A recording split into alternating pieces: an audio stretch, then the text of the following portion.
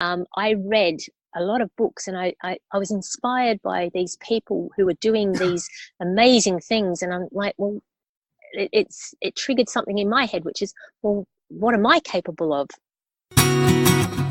My name is Paul Harvey, and this is Life, Passion and Business.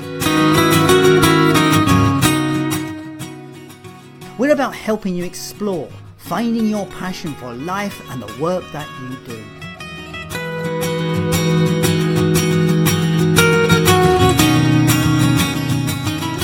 But it's so much more than that. It's about finding clues to the big life questions. What does it mean to be successful? What is the meaning of life?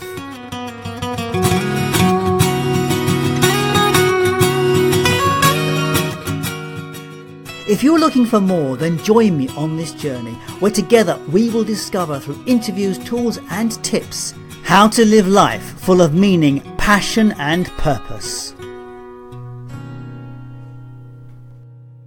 My guest on today's show is Nikki Love, and in 2017 she completed 63 marathons in 63 days.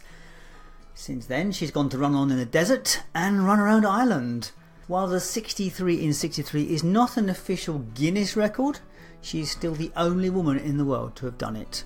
What makes anyone want to do those distances? It has to be drive and it has to be passion, that's for sure, which makes Nikki a good candidate for life, passion and business. So my relationship with running was never good, and 20 years ago, before it was fashionable, I had a cousin who used to run a lot, and I thought it was really odd. As my resistance was forged in those terrible memories of cross-country running at school, awful conditions, always cold and wet, and some nastiness that went with it, as was education of the time. Thankfully things have changed. So when I came back to exercise in my 50s, I found that I couldn't run.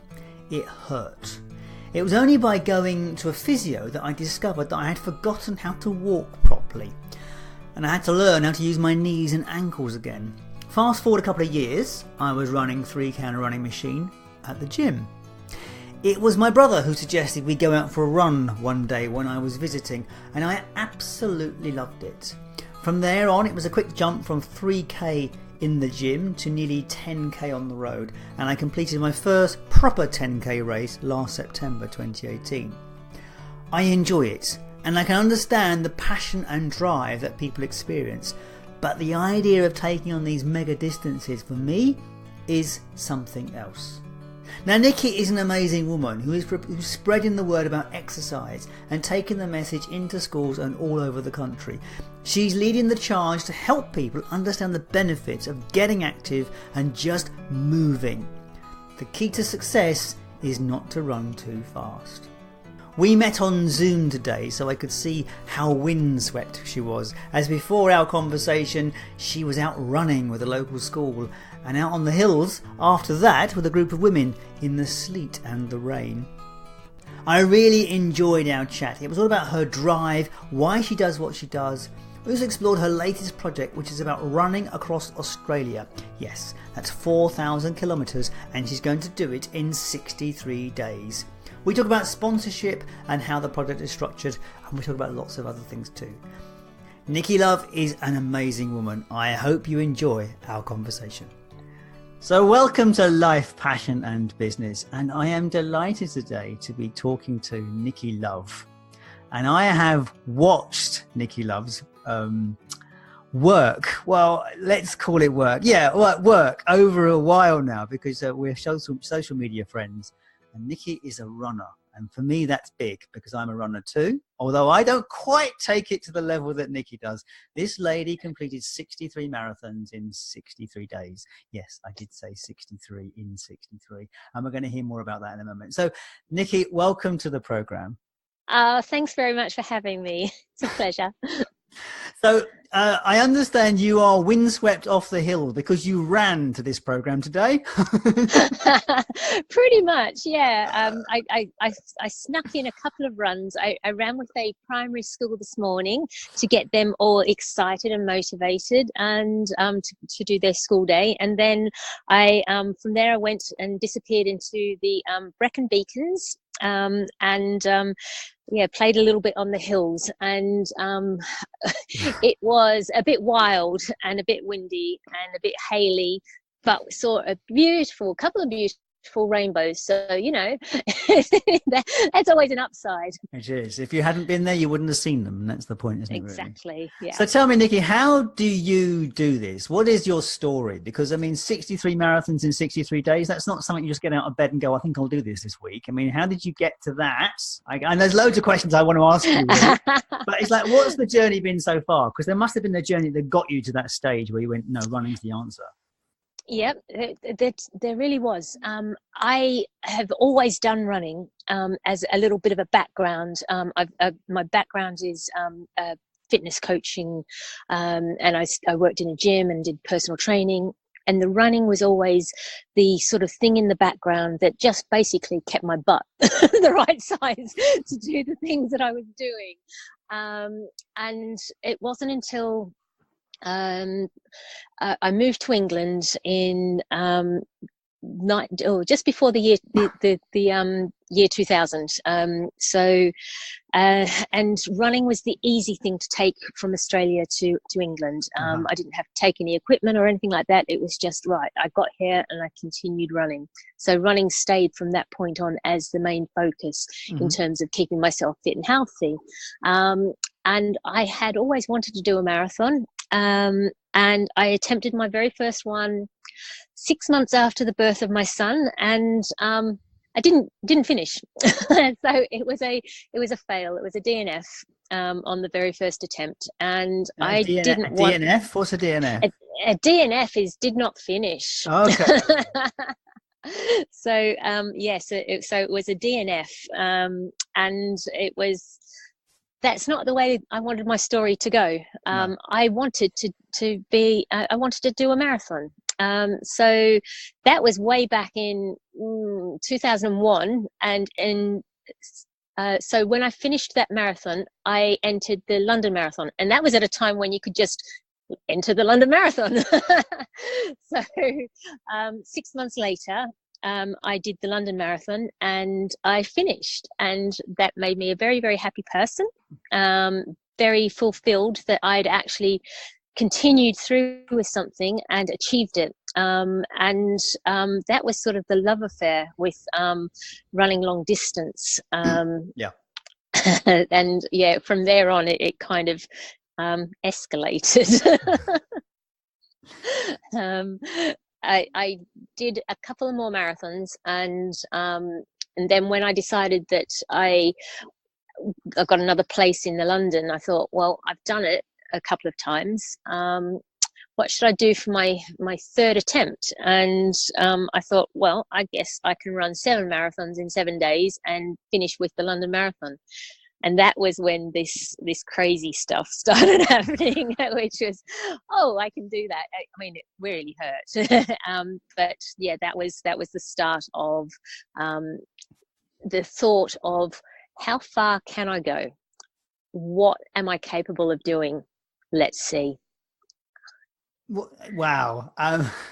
So are you still a personal trainer? Is that what you did while you were doing this? It was what I did. I'm not now. It's more timing and choosing what to do with my time. I still love the idea that I've got that background and I do offer advice, but I don't spend my time training other people now. So but I give advice, and I guess I mentor a little bit, but it is more through the social media of saying, well, look, this is how I do it, this is why I do it, and then if anybody asks me questions, I will give advice. But it's more sort of taking that next step up, which is actually just being the actual athlete or the person who does these adventures. So I very cringily say an athlete, because I wouldn't judge myself as sort of an elite athlete, but I am an adventure runner. I think 63 and 63 is pretty elite. It must have changed your body quite significantly. Your body must be designed for running by now. Yes, it took me up to another level. Mm. And we did talk about this. I spoke to quite a few people afterwards, because the question was how and how did I not get hurt, or how did I not get injured? And what we think has happened is that I found my sweet spot. It really was hard. I'm not going to say it wasn't, but yeah, it was just finding that sweet spot of my pace, and being able to do that distance continually. So And it's not a far. I mean, I don't know what sort of pace are you doing in yeah, that? oh gosh, not fast. No, Not fast. no. But that was the thing, was A, not get injured, B, finish the distance, and C, try and do it with with a smile on my face and have some fun along the way. So Mm. there was a couple of things that came out of it, which is that I ended up going to visit quite a lot of primary schools. And this is the direction that I've headed, is that I want to encourage and inspire as many people as I can to fall in love with running. And whilst I do long distances, it's not that I'm promoting so much. It's the love of running. It's the adventure of what I'm doing. It's the how it helps your body. That is a lovely side benefit, but it's with it is just that love of the capability of looking after yourself, looking after your body, looking after your mind, because you set goals, and then as you achieve them, that makes you feel good, and then there's the other side of which is going out and running gives that opportunity to clear your head, clear your space. Yes. At primary school, we're just teaching, we're just showing the kids that it's lots of fun to go out there and just run with your friends, have fun, walk a bit, run a bit. Doesn't matter how far you go, so long as you're in there, giving it your best. And each time you go out, if you want to sort of set yourself another goal, then do that and see how good it feels when you actually achieve it. So it's all these little things that make up this big. So that's how I end up on my big adventures. So it is that falling in love with. Whilst it's an exercise, it's actually, to me, there's so much more to it. So yeah, and I, having spent my adult life coaching people, training people, I and mainly adults, is that I noticed that ladies would come back to me sort of in their 30s saying, well, I hated sport at school. So I didn't do anything from high school through to, having kids. And then all of a sudden I want to get back to being fit again. I was like, why did you lose that? And it was because they were told they weren't sporty, or they didn't feel sporty. And trying to sort of show the kids that what's sporty is just being out there going and having some fun and running and jumping and playing, and you don't have to race, or you don't have to be chosen even on a team. Running was never taught well when I was at school. And when I came back to running, I came to running 2 years ago, and I didn't know how to run. And when I was on a running machine, I was actually, my knees were hurting, bits were hurting. And it was only when I went to the doctor and to the physio, they went, you don't walk right, you don't run right, you've got placement problems, because I just had never learned to do it properly. And then I started to realize, you see people in a running machine, it's like a sack of spuds with legs. It's like you watch people kind of running, swaying side to side and throwing their body in one direction. You think to yourself, my God, we haven't been taught to use this body properly. So it's not surprising that people come to you and go, I'm not sporty, because they weren't shown how to be. That's true. That is true. And yes, there are technical aspects to running, but without sort of, and it really is important, because running shouldn't hurt unless you're doing stupid distances. But I often hear running hurts, and it's mainly because they're not doing it right. So there are right ways, and there's a good way to hold your body and all that sort of stuff. But with the kids, we just want to teach them that it is fun and it is exciting, and it's something that they can take with them right throughout, and it's not something that gets put aside because they haven't made a team or something like that. It is that you're looking after yourself. So where's the passion in it for you? Because obviously, clearly, you are seriously passionate about this. So there are many reasons why, and you and I, Paul, both know that one of the keys is to start with the why. Yeah. And I have spent a lot of time working on those whys, and I do love the fact that it looks after my body. So that's a given. The health benefits are really important. Then there is all the other reasons of, I did have this curious question of how far can I push myself? And, I got asked a lot, am I pushing myself? Do I have like a death wish? And I'm like, no, that's not it. It's more, how far can I go? What am I capable of? I read a lot of books, and I was inspired by these people who were doing these amazing things, and I'm like, well, it triggered something in my head, which is, well, what am I capable of? And that's the question I always want to answer, and I genuinely don't want to find my end because hopefully I don't think I will, because at each stage I'm in a different place. So I'm a little bit older this year. All right, I'm going to be pushing myself a little bit further this year.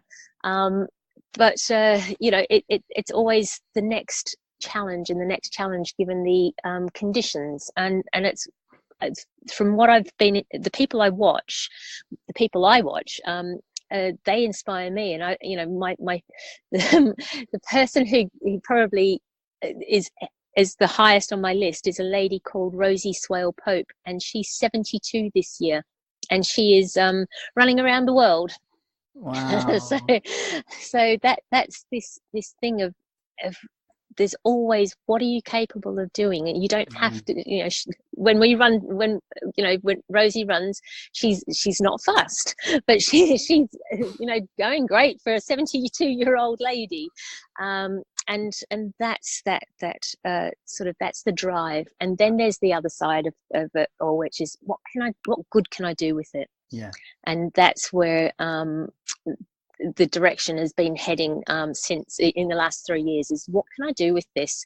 How can I help others? Because yes, I want to push myself, but we're all part of a society, and we all put our bit in to help others or to make the society work. And what is my input? And that is sort of helping kids get inspired and encouraged and move. Anybody who watches me, so I hear back that they're out there doing their thing as well. So they say if they can see me do it, then they can do it too. So that is encouraging and helping and inspiring others. So when you went for the 63 out of 63, was that a planned project, or did you just kind of go, whoa? Yeah. No, it really was a planned project. And it had been in my head for more than 7 years. So it wasn't something that I took on lightly. Okay. It took probably 7 years, I would say, probably to work up the courage. It was just something that was in my head for a very long time, and I had to work out how I was going to do it. Because so were these actual marathons, or did you set them out? Yeah. They were... Oh no, they weren't actual marathons. No. Okay. So of those 63, only 2 were official distance races. Okay. So the rest of it was entirely up to me. I wanted to. It was me setting this adventure up. What did I want to achieve out of it? And so is this an official record, or is it not official? Is it an official world record on this? It's not official by Guinness, okay. But I did pass the Guinness World Record, which was 60 marathon. So it is, the terminology is 60 consecutive marathon distances by a woman. And I did 63.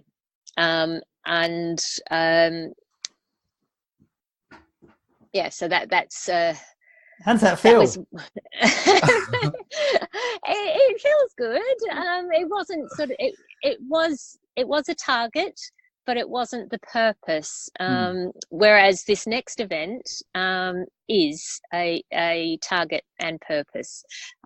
So the application is already in for the Guinness World Record to be the fastest woman to cross Australia. Wow. I was going to ask you what your success model is, but I think I know it already. So, but the success, and this is a very, very important question, is what does success look like? Yeah. And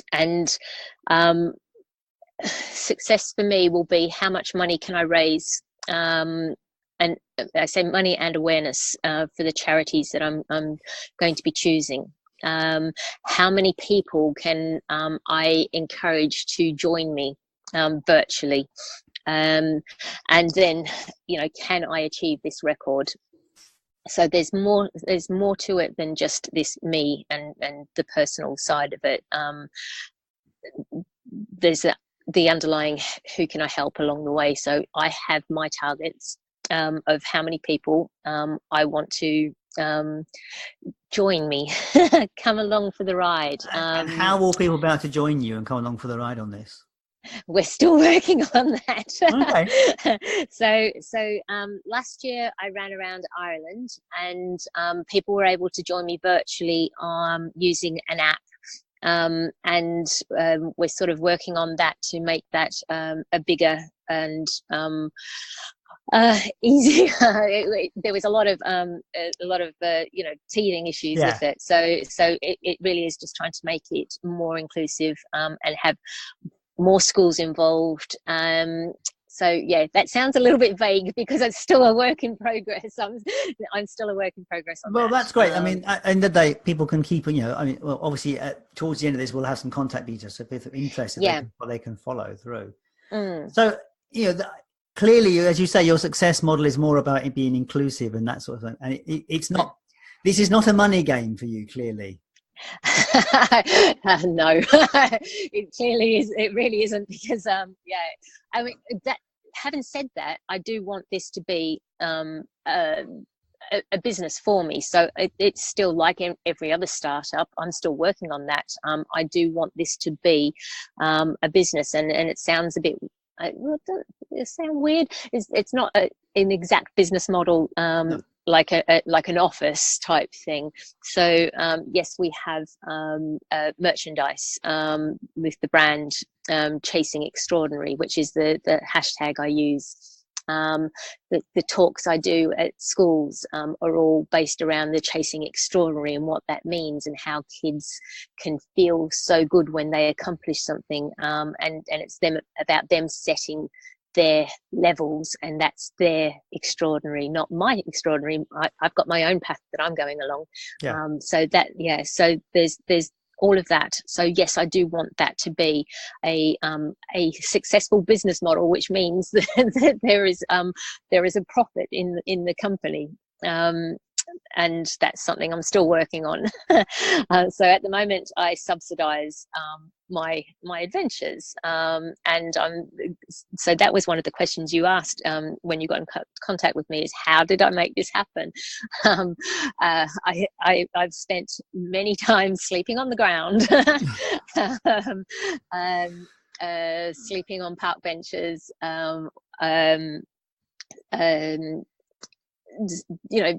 making do, asking people for money to get petrol to go from one place to another.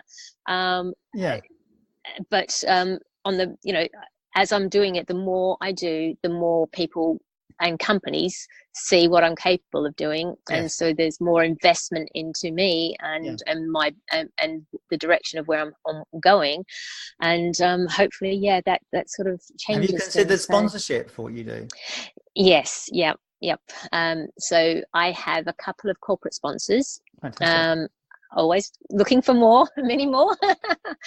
And I'm setting up a Patreon site, which is for anybody who wants to support me.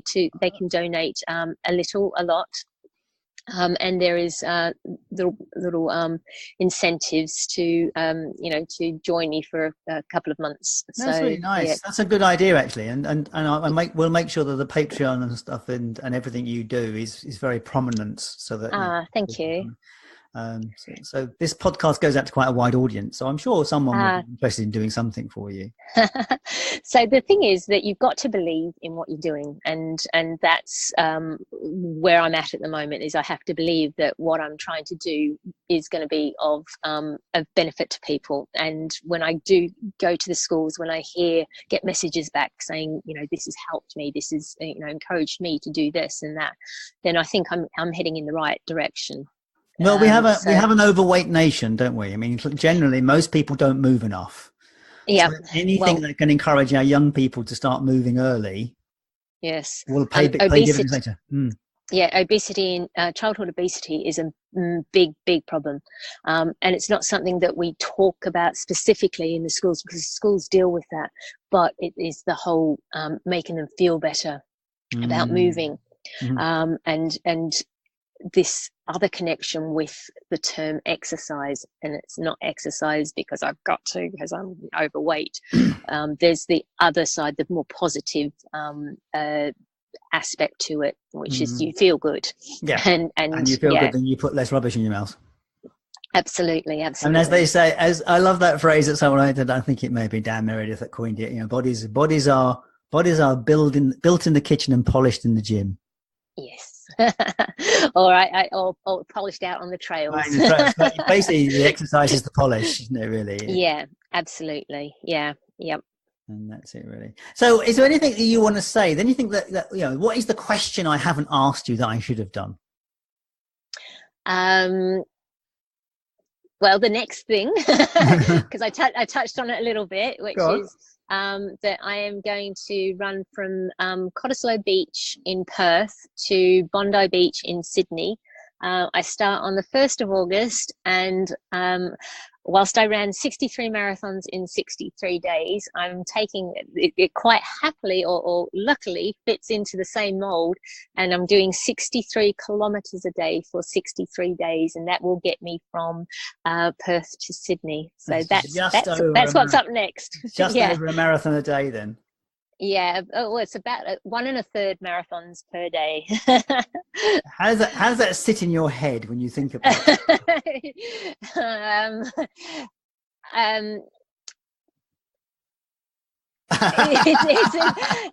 It's a scary one. It's something that I'm working on all day, every day, and it's not the running side of it so much, because I'm going to go out there. It's how do we process that? How do I make it into something more simple that I can deal with every single day? And that's the key, is that I go, right, I'm going to go for a little run. I'm going to go for a little run for 63 days. I'm going to do a park run, and I'm going to do many park runs. Yeah. What is it? It's is it 12 park runs? About that. Yeah, about 12 park runs.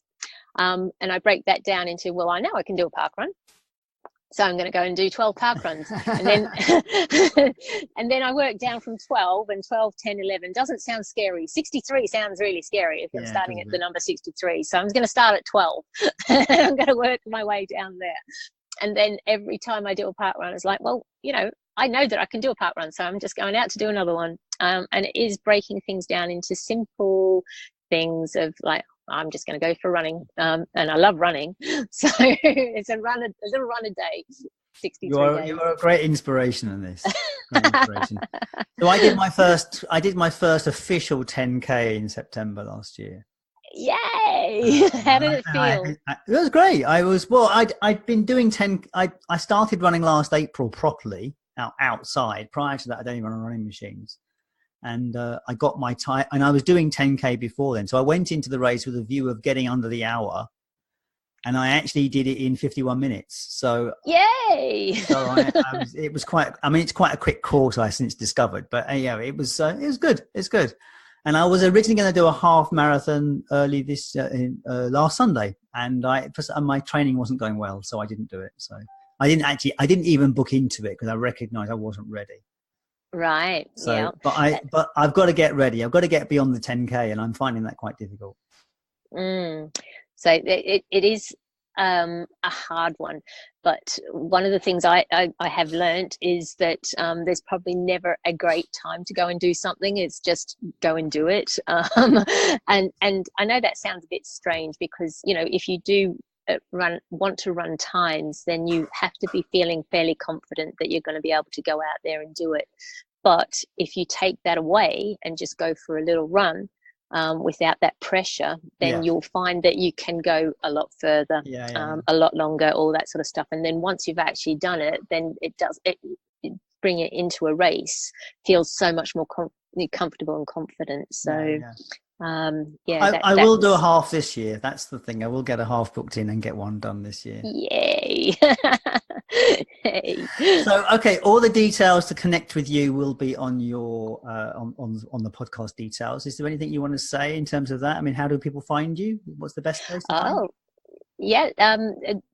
Social media is probably the easiest thing, and it's easy to find. It's Nikki Love Runs, on Twitter, on Instagram. I have a website that's still a work in progress, so it's not the greatest website, but it's there, and occasionally I will write a blog on there. Okay. But mainly I use Instagram to write how I've been going and what I've been doing and all that sort of stuff. So that's great. So Nikki, I've got to the last question on my list, really, and this is the one that everybody has to come up with a conclusion for themselves, really, because we're born onto this earth and we're just animals like every other animal born onto this earth. But we humans think we're special for some reason. We think there is something about our lives, and we are here for a reason or for a purpose. So for you, what is the meaning of life? You told me this was coming. And it doesn't matter what you say. You can say anything you like, but it's just what is it for you? Is to go through it feeling, and you've got that choice of how you feel. I like to feel that I'm having fun, I'm having adventure, and I'm loving life, and I'm open to love, and I give love.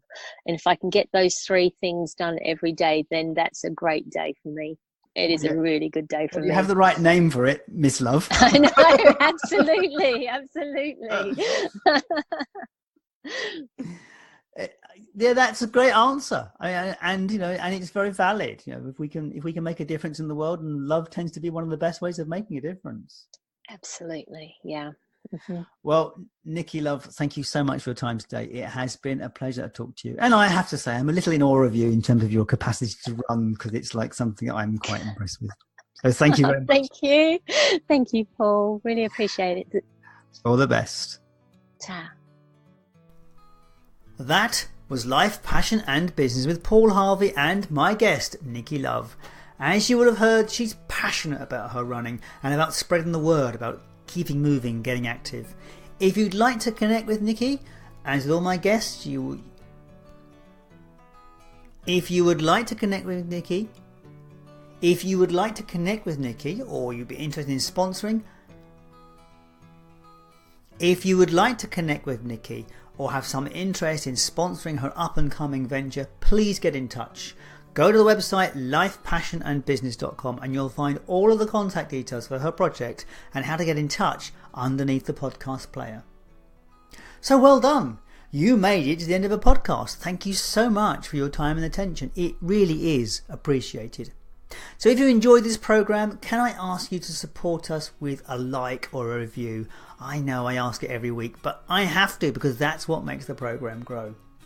I know it's difficult on the podcast apps, but it supports the work that we do. So thanks again for your time and attention. I really appreciate it, and I will catch you later.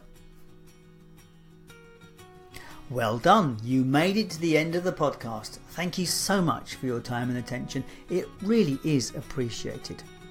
If you enjoyed this program, can I ask you to support us with a like or a review? Yes, I know it's difficult on the podcast apps, but it does support the work that we do. So thanks again for your time and attention. I appreciate it, and I will catch you next time.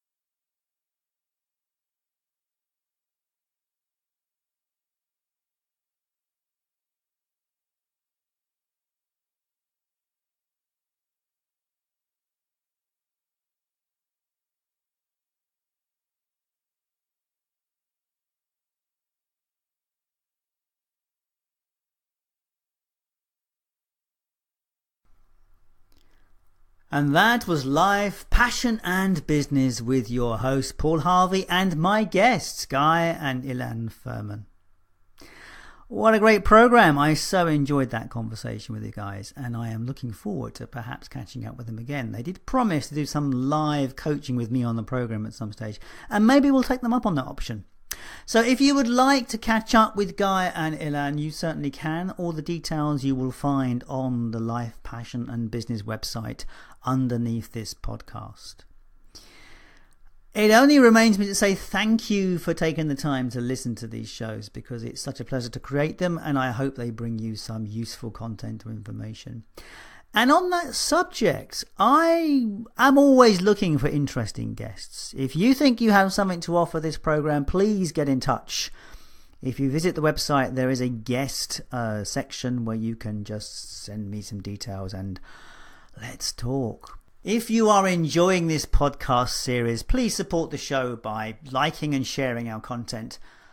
Maybe even submitting a review to iTunes. It all supports us to build the program and build our audience. Anyway, as I said, thank you for listening, and I hope to catch you later.